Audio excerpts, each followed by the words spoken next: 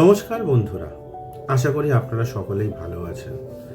আপনাদেরকে শুভ পয়লা বৈশাখের দরুন আপনাদের আন্তরিক প্রীতি ও শুভেচ্ছা এবং উষ্ণ অভিনন্দন। দেখে নেওয়া যাক গ্রহদের পজিশন কি অবস্থানে আছে এবং এর প্রভাব সমগ্র মানব জীবনের ওপর কিরমভাবে ফলবে। সর্বাগ্রে আসি রবি রাজা, বুধ মন্ত্রী, মঙ্গল শস্যাধিপতি এবং শনিদেব হলেন জলাধিপতি। অবশ্যই আপনারা বুঝতে পারছেন যেখানে শনিদেব জলাধিপতি এবং মঙ্গল শস্যাধিপতি হওয়ার দরুন সমগ্র ভারতবর্ষের অবস্থা কিরম জায়গায় আসবে। শস্য হানি হবে, চাষাবাদ ক্ষয়ক্ষতি হবে, ভূমিকম্প হবে। এই সব কারণের দরুন ভারতবর্ষের উপর একটা বিশাল রকমের একটা নেগেটিভ প্রভাব পড়বে। পয়লা বৈশাখের দিন আপনারা অনেকে অনেক কিছু করেন, যেমন ধরুন বিজনেসম্যানরা লক্ষ্মী গণেশ বাড়িতে পুজো করছে, নতুন হালখাতা করছে।